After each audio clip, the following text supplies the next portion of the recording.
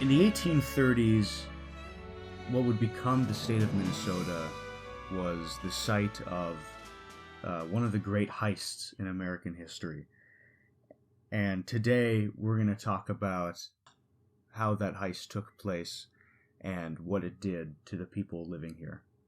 I'm Logan Ledman. Welcome back to the 1855 podcast. We're on episode 6. We, of course, meaning me and my brave interlocutor, Samuel Temple. That's right. Sam, how are you? I'm doing well. The skill that I'm providing, I'm a master of disguise. I don't know if you know this about me, but that is the skill I'm providing. I'm a master in prosthetics, in altering the human body to make you imperceptible from a stranger in the crowd, even to your closest family. And that's what you need for your heist. What skill are you bringing to the table, Logan? Or are you the George Clooney? You gather the team. That's right. I'm here to sit and look pretty. Yep. Yeah. Is that George Clooney? Most of the time, yeah. Okay. But you also are the only character that gets a solid arc, so you get that too. But Logan, in spite of our tendency to lean on pop culture when we are trying to come across entertaining and relatable, we're here to talk about some pretty deep history, and the book North Country by Mary Lethert Wingerd is very good, but because there is so much complexity to its history, we hope that this can be a tool for people to learn about early Minnesota history or even learn more about this book. But if you don't want to read along or you can't right now, this is still a good introduction to get you through there. We've done 5 other episodes so far. With this episode, we're about halfway through the book, so we hope you'll join us because now we're getting into the stuff that you might remember from your 6th grade history class. We're talking a little bit more about the treaties, and specifically the role of important players, but you'll be hearing a lot this week. You've heard a lot last week. You'll hear even more in the future about a fella named Henry Hastings Sibley. Mary Lethert Wingerd's title for this chapter is A World Unraveling, and that's a good description of what's happening. And we're going to get into detail about what factors cause that unraveling. But it's also, it's a process that we've seen. These historical developments have deep roots especially we talked a lot about the economy of the fur trade last week, and that has a lot to do with what's going on. Let's talk about, Mary Lethert Wingerd talks a lot about the mixed race people and groups living in Minnesota. So, like Sam said, it's good to mention that even with everything that's happened so far, these groups still exist. We talked about missionaries last week there were still some who found ways to keep alive that mixed ancestry, culture, and way of life into the 1830s. And there's still some thriving Indian villages and mixed race villages, especially she notes Pembina, the second largest city in Minnesota at the time, only beaten by St. Paul, which was a very heavily mixed ancestry city. So these spots still exist, but they're about to be, as Mary Lethert Wingerd writes, unraveled. And on page 128, we start talking about Henrysibley and his role. Absolutely. Now, any good heist movie comes from a state of desperation. Either you have this cat burglar that just needs to do this one last job and he'll be able to retire, or he wants to go out with a bang, or it's someone who left that life behind but has fallen on hard times and needs to come back. Well, the ringleader of this heist, the one who will be the major player in all of the sequels to come, he is having that moment of desperation because the fur trade is going down the toilet. The credit system is just crumbling, and our protagonist needs some cash, and that brings us to this heist. So I quote Wingerd on page 125, quote, "Fur traders like Henrysibley, with an eye on the future, looked for income-producing schemes to augment and eventually replace trading revenues. With white customers now at hand, agents became Yankee storekeepers as well as provisioners for the trade. Change was in the air. end quote. So he's turning from beyond his scope as a diplomat, beyond his scope as a humble fur trader, to a jack of all trades. He's doing everything he can to scrape by, trying to get any penny he can pinch out of the territory. That's right. I have a few on page 129. Wingerd points out a couple of those things you're talking about. He strikes a deal to manage the sutler's store at Fort Snelling, which I've looked into what a sutler is several times, and each time I get confused, but it essentially means he's just providing supplies at Fort Snelling. He gets 50% of the profits. People's English wasn't very good back then. They could have meant settler, just a gruff guy. I'm a sutler here. Sort of thing. It's certainly possible. Yeah, like got the big beard. A great member of the heist team. Yeah, that's true. He also ends up securing the mail contract, as Wingerd writes, another political plum and reliable source of cash. So, as the United States government steps in, it also becomes an easy way for higher-ups and important members of the fur trade, the dyeing fur trade, to switch to different sources of money. Yeah. So to kind of contemporize, bring this to the modern day. So think of it as kind of like or what's something that's sort of a defunct business model now, like a bookstore, for example. You are trying to adapt to this changing climate. People just aren't going to a brick and mortar store much for that anymore. And you yourself are responsible for a lot of that teardown. And so you sort of invest in this new frontier. You're there on the cutting edge, and eventually they need to outsource some of their mailing. Oh my gosh, Logan, this is my skit. Henrysibley, fun fact, is the grandfather of Jeff Bezos. Really? Yeah. That's where that joke was going. I don't know if it came together and materialized at all. I was trying to make an analogy between, Henrysibley was complicit in the destruction of the fur trade and the way of life of many Minnesotans, but he was also managed to get himself to profit off of it. So that's kind of where I was going with that. There's something. Okay, well, it's like any good joke. It required a lovely explanation at the end. Yeah. So it was good. Let's talk about pine. Pine forests are another important thing going on here.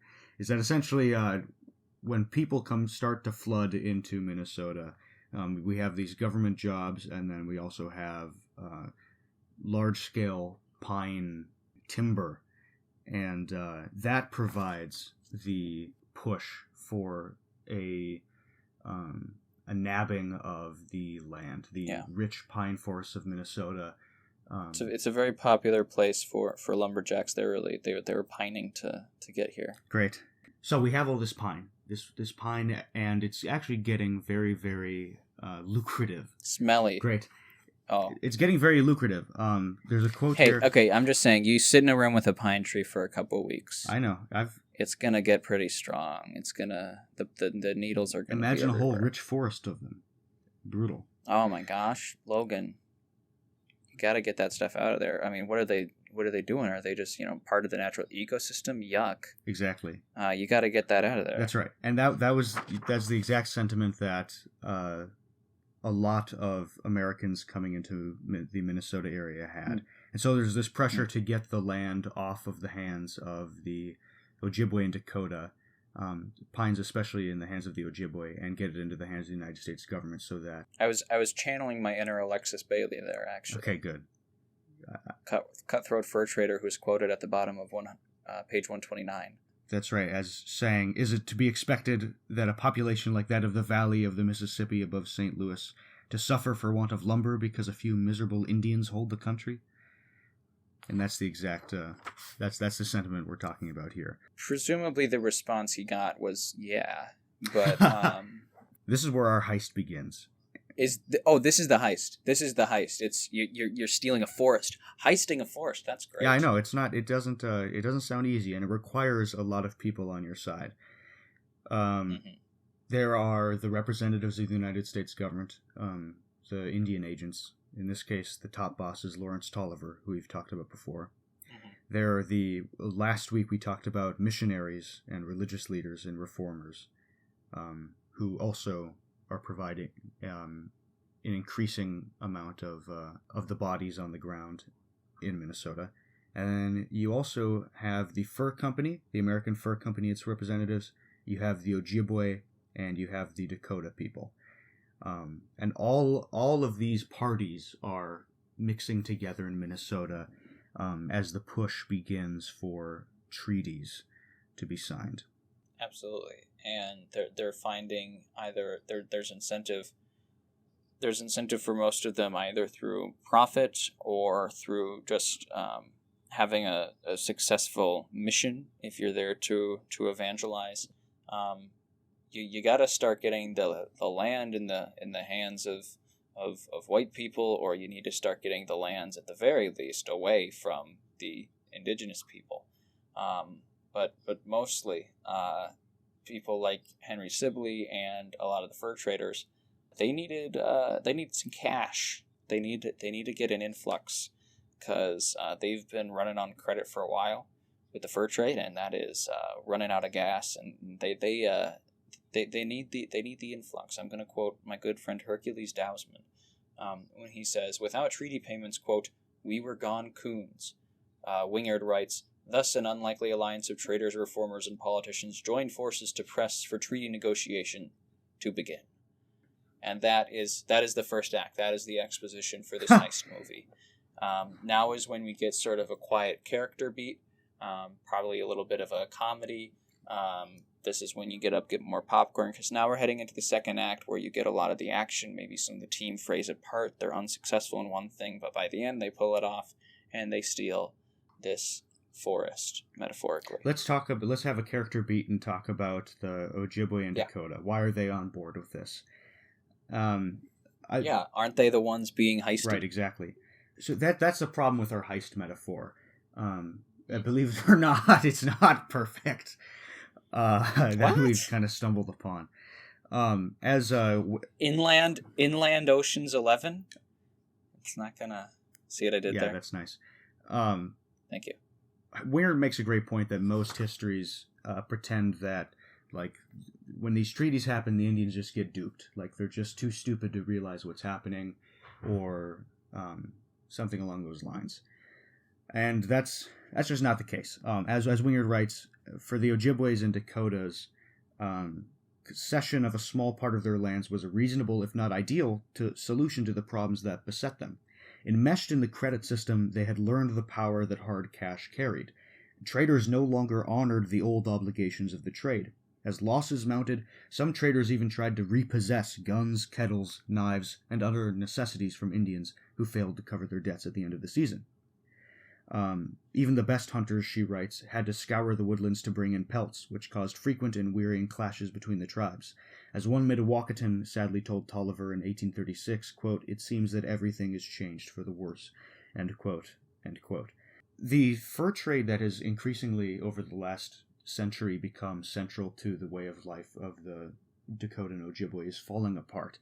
And in the course of its existence, it has devastated the relations between the Dakota and Ojibwe, and between the Dakota, the Ojibwe, and the land their resources are on. You know, the overhunting in order to satisfy the market alongside these changing social relations have devastated things. And so they need a solution. And, okay, the U.S. government is willing to give them some money to let a small number of settlers enter the land and maybe get some pine, get some farms set up here. We have these guys talking about God, and they're annoying, but they're not that harmful. Okay, maybe it's not that bad of a deal. Lando Calrissian is still in cahoots with Darth Vader at this point. It's not ideal, but it's a thing that the parties have agreed to.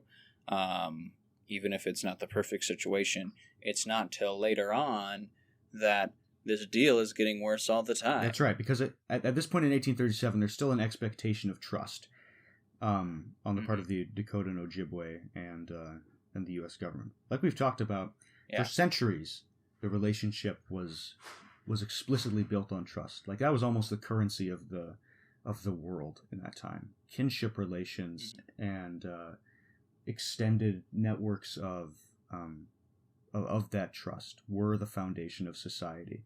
And so it had so it was still an important aspect of negotiating and understanding the world at this time.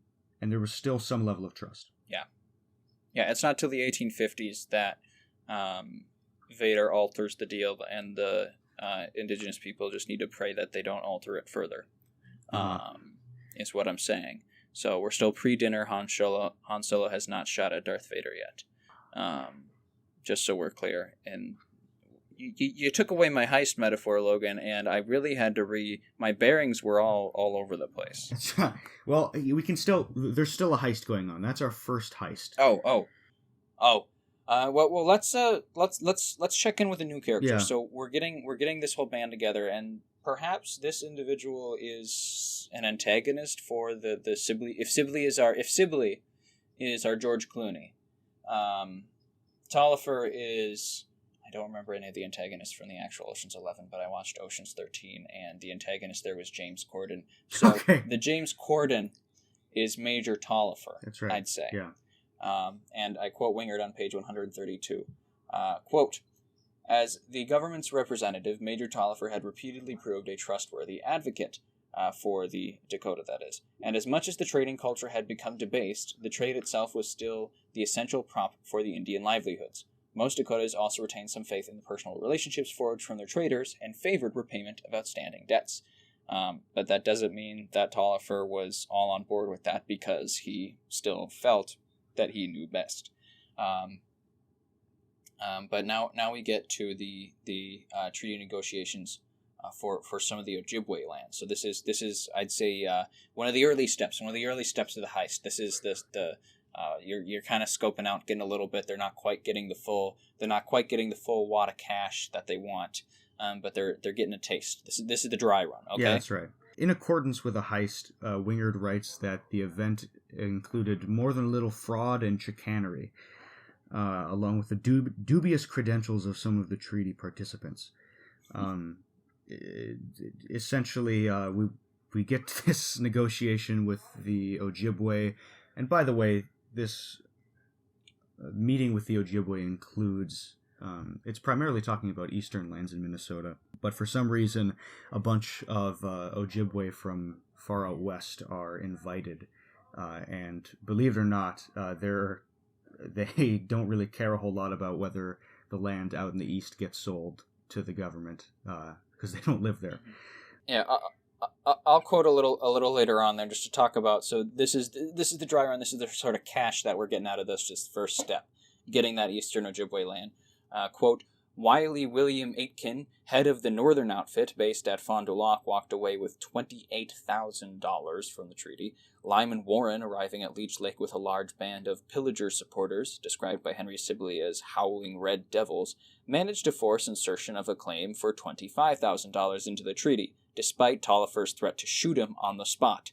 Chief Hole in the Day, an elder of the Gull Lake Ojibways, urged the agent to fire, but at the insistence of Territorial Governor Henry Dodge, cooler heads prevailed and the treaty was somehow concluded. So people are just showing up and demanding money, and Taliaferro, wasn't super on board with a lot of that. But Chief Hole in the Day is just there for a good time, I guess, because that would have been fun to watch, to see Taliaferro just shoot a guy. Yeah. But it gets pretty crazy, this dry run. But the traders and the profiteers, they get this taste. They get this taste for the cash, and they're chasing that high again. They think there's a bigger pot in there. There's a bigger goal. So this will not be the last treaty. And they're still working it out. We're going to see differences in the later treaties. In this one, the Ojibwe win a provision that retains their rights to hunting, fishing, and gathering within the territory. So they're not kicked off the land, which is very, very important. Although the treaty includes a section that says they could be kicked off at the pleasure of the president. So whenever the executive branch decides that it'd be fun to kick the Ojibwe off of their ancestral lands, for now they're allowed to stay, which is well, that's nice. A mistake that the traders will not always be making. The treaty makers will not always be making that mistake. Taliaferro is not excited about it, even though that's the Ojibwe get, as far as treaties go, not a bad deal out of that. Despite, as Taliaferro writes, plain fraud traded upon the helpless Indians by the fur traders was a part of what just happened. So he decides for the next one, with the Dakota Treaty, he doesn't want the traders involved. He doesn't want our heisters involved at all. And like Sam said, he's a great antagonist for the fur traders. And rising stakes here rising stakes for Taliaferro. He's scorned. He's frustrated, and he's gonna do better. But there's also rising stakes for the traders. Hercules Dousman urged Sibley to, quote, "leave no stone unturned to get something handsome for us," end quote. And Wingerd writes, Sibley took his partner's advice to heart. Recognizing Taliaferro as his greatest obstacle, he had enlisted Ramsey Cooks, the head of American Fur, to lobby his contacts in Washington to prevent the Major's appointment as a treaty commissioner. Somewhat surprisingly, Taliaferro not only survived the campaign against him, he secured permission to hold the treaty negotiations in Washington. On August 18th, before the traders knew what was happening, and with the assistance of several mixed-blood assistants, the Major covertly assembled a delegation of 21 Mdewakanton chiefs and sub-chiefs and spirited them away by steamboat. In an almost comic scenario, nearly a dozen traders, including Sibley, Bailey, and Brown, frantically took off down the river after them in a race to Washington City. And I just imagine, like, Sibley and a bunch of people are, like, all crammed in a bucket or something because they couldn't get an actual boat, and they're, like, using shoes and, like tin pans to paddle down the river to catch up to the steamboat. And since this is a cartoon, they actually, it is a competitive race. But it's this ridiculous scenario. It's working behind closed doors. It's pulling strings, and Taliaferro, at least from his perspective, wants to do right by the indigenous people, or more accurately, he wants to do poorly for the fur traders, and the fur traders obviously would like a little more of that cold hard cash. That's right. So they end up in Washington City, as Washington, D.C. was called at the time. And members of the Mdewakanton tribe show up, and they begin negotiating. And they're aware that they're going to part with some of their lands, but they're under the impression that they're supposed to be negotiating a peace with the Sac and Fox tribes, who weren't brought along. So it ended up just being a meeting about taking the land. And when the treaty was signed on November 9th, 1837, Wingerd writes, the Mdewakantons gave up, quote, all of their land east of the Mississippi River and all their islands in the said river for a complicated formula of compensation. The band was also to receive an annual distribution of $25,000 in food, goods, farm equipment, and services for 20 years. Finally, over Taliaferro's objections, $90,000 more than the annual annuity payment was designated to pay debts to the traders. About those debts, as Wingerd writes, traders had long ago given up negotiating collective trading arrangements with villages and bands, and they dealt with the Indians on an individual basis. But when it came time to balance the accounts, debt repayment became the burden of the entire tribe. Essentially, so for a long time, traders have just been person by person figuring out credit and debt. But then when it comes time for the treaties, they just say the entire Mdewakantons owe us however much money. So it's now on. Mm-hmm. So now when payments are sent to the Mdewakanton tribe for annuities, the traders can step in and say, hold on, actually the Mdewakanton tribe owes me that money for whatever reason, because some guy in the tribe 20 years ago did this or that. It's a big step, and it's ruinous. Mm-hmm. Yeah, it's fraud is what it is. Yeah. It was a bad faith. It was a bad faith argument to get them cash directly, and almost more vitally, not get the cash to the indigenous people. But let's talk a little bit about repercussions. We had that inciting incident a little bit when with their dry one with the Ojibwe Treaty. So I quote Wingerd on page 135, quote, the ink was barely dry on the Ojibwe Treaty before timber speculators began converging on Fort Snelling, and soon literally hundreds of small operators ranged up and down the St. Croix River, ignoring the fact that the treaties had yet to be ratified. Squatters from the reserve also began moving across the river, claiming choice pieces of Dakota land, building cabins and planting crops. Little Crow, Wakinyatanka, complained to Taliaferro that he wanted them ordered away. Quote, "These things seem hasty on their part. They might at least wait until the news of our treaty is fully known." Wingerd writes, "Steamboat traffic boomed the following spring, passengers eagerly hanging over the rails to get a look at what the newly opened lands had to offer. The only things that didn't come up the river that season were the provisions and monies promised to the Indians and traders." And that pretty much sums it up. The U.S. government had no problem distributing funds and promises to the fur traders, but when it came time to get funds to the indigenous people, when it came time to get money to the Ojibways and Dakotas and the mixed race individuals, they were starving and freezing for much of the winter, and they didn't hunt.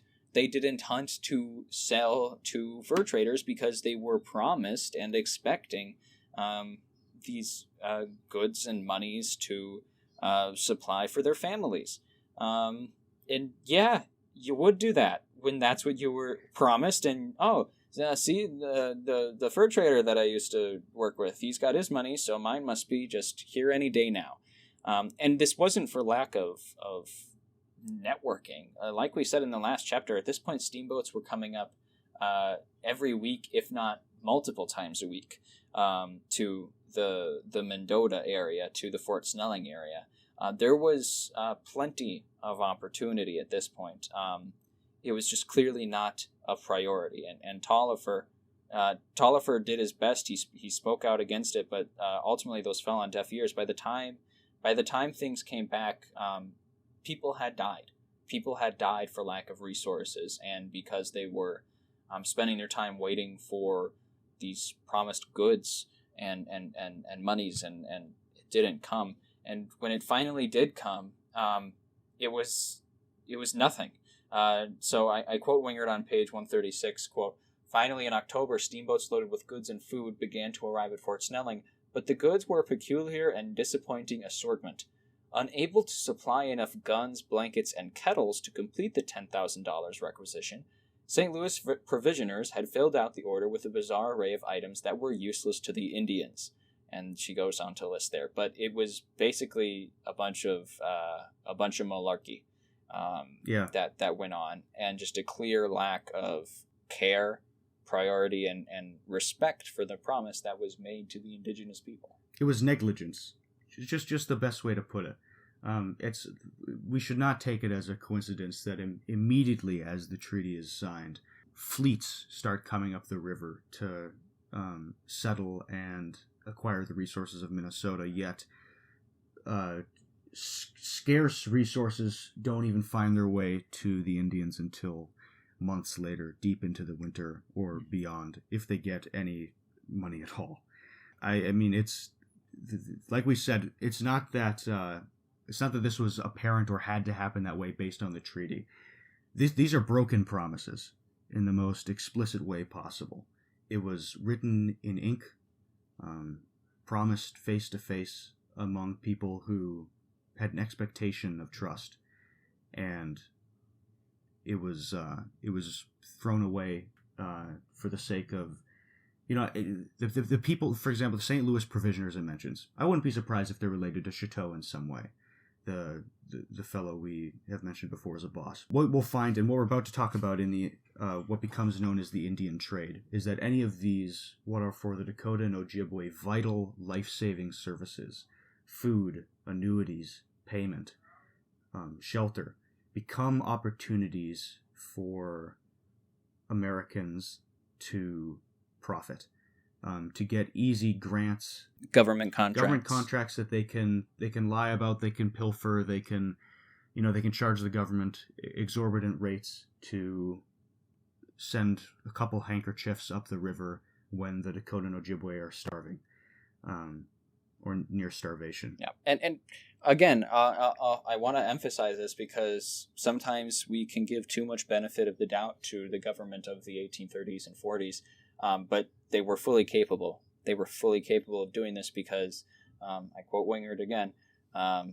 The traders and mixed bloods, however, faced no similar delay, end quote. Right.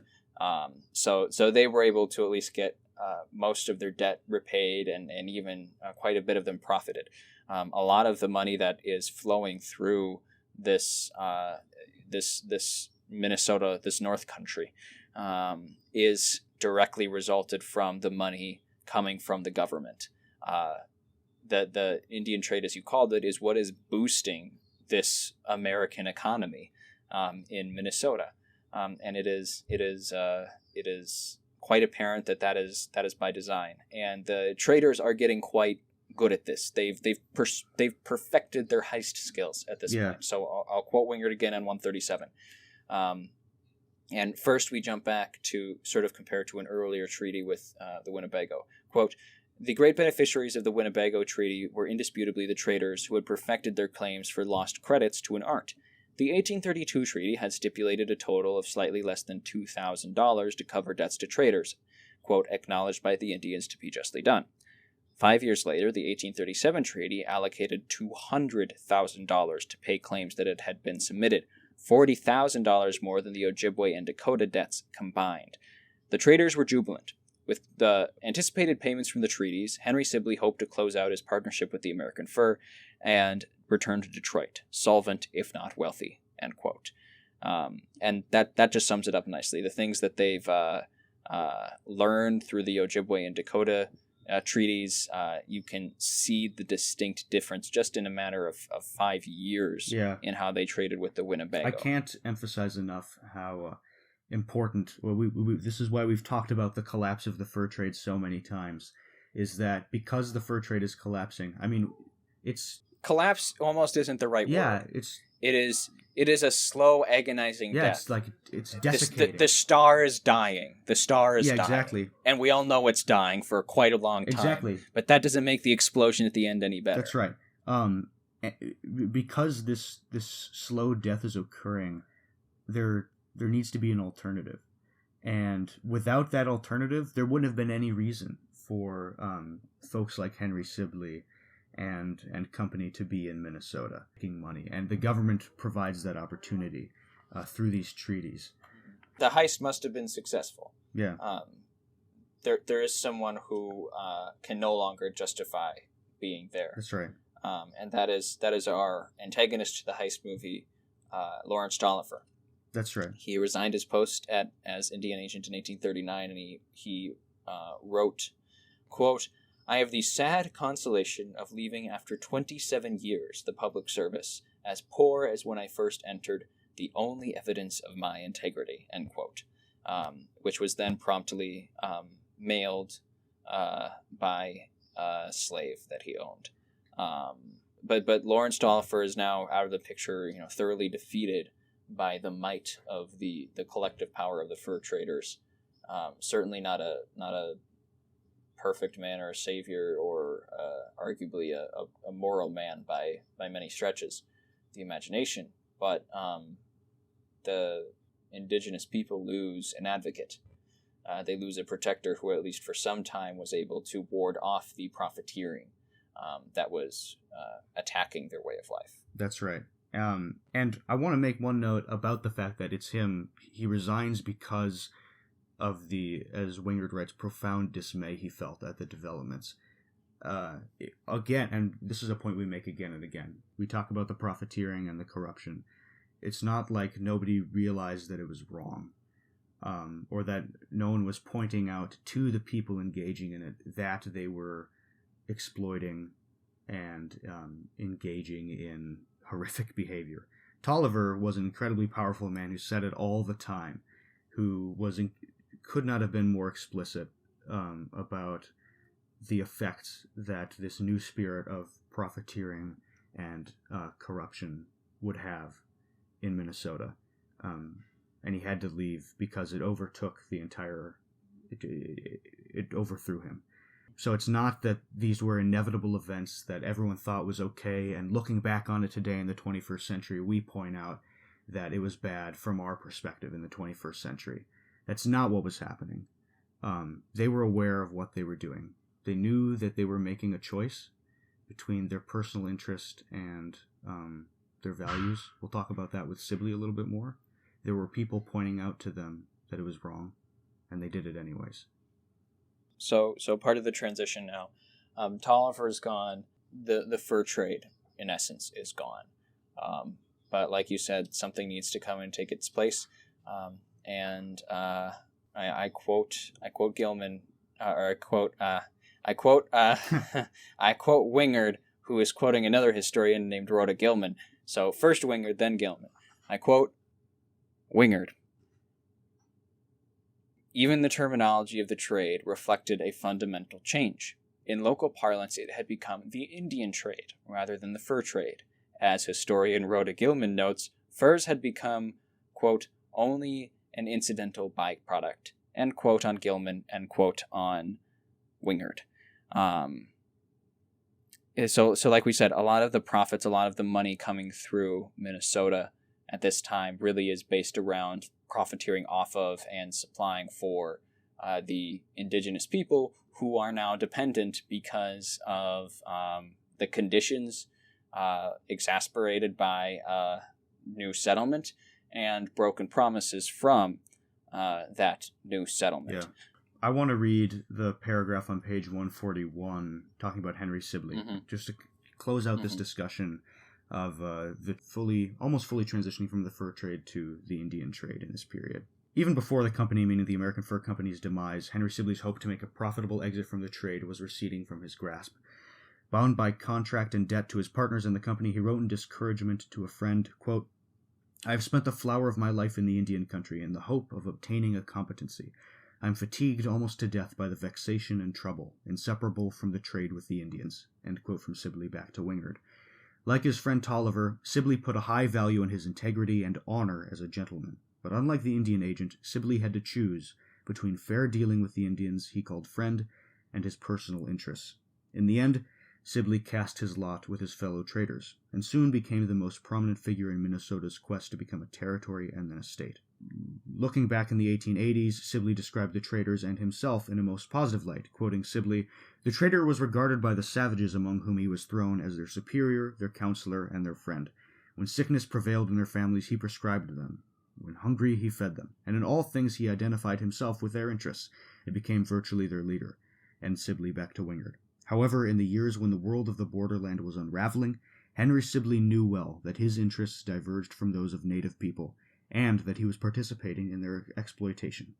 Standing between the past and the future, he was a man with what his biographer describes as a divided heart, and unspoken regrets that he would carry for a lifetime. Briefly, Wingerd talks about one potential solution to this impossible compromise that was not taken, to potentially create an all-Indian state out of most of Minnesota, in which settlers would not be allowed to live, and which would eventually become a fully assimilated state in the United States of America.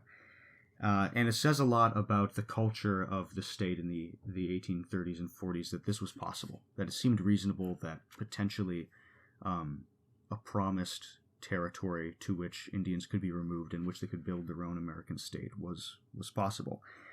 But it didn't happen. Mostly because of the racism baked into federal politics and the machinations of early 1840s federal government hubbub. It doesn't happen. And so, instead, as Wingerd writes on page 144, race becomes the guiding principle of treaties, rather than potentially creating a state formed on Indian culture, and the culture of the North Country and the fur trade, the idea of blood. People with Indian blood and white blood are going to be separated from each other in subsequent treaties. That becomes the foundation. As we get more and more people moving into the North Country, they're viewing the Indians as less than human. By giving them this subhuman category, they are open to abuse, open to take advantage, open to kill, open to exploit, without so much of the guiding principles of kinship relationships that previously governed the North Country. I quote Wingerd, "The newcomers viewed Indian women as inherently inferior and desired them primarily as sexual objects or servants rather than as partners. While in the past, nuclear families had frequently dissolved when traders left the region, in this new era intermarriage itself grew increasingly untenable, leaving Indian women often exploited and then abandoned," end quote. And she talks about when you have this desperation before and after the treaties, sometimes the last commodity available to indigenous people were their bodies, were themselves. And those would be used and sold and bartered for trade, for supplying for a family, or even just promiscuity. Sometimes the line was blurred between sexual favor and something else. And we know that Wingerd specifically points out Taliaferro and Sibley both were part of this, and both actually had mixed race children by indigenous women. And that was rather common. There's a quote here from Stephen Riggs, the missionary that we talked about last week. He arrived in 1837, and he said, quote, "Until my location here, I was not aware it was so exceedingly common for officers in the army to have 2 wives or more, but one, of course, legally so. There were but 2 officers who were not known to have an Indian woman, if not half Indian children," end quote. So we move from this world of when 2 cultures came together, it was a collaboration.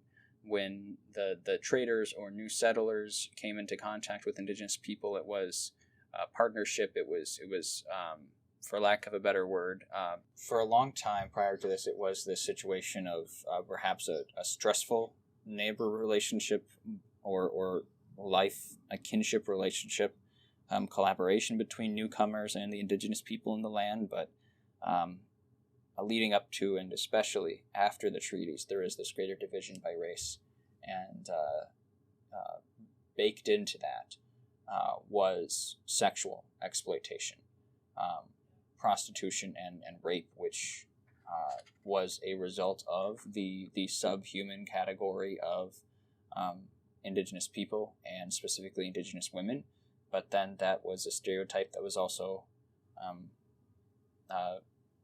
perpetual, because you view them less as women, you exploit them, and because you see them as easily exploitable, that makes them seem less than human, and it just happens. So now you have several generations of this real destruction of Dakota culture and indigenous culture as a whole.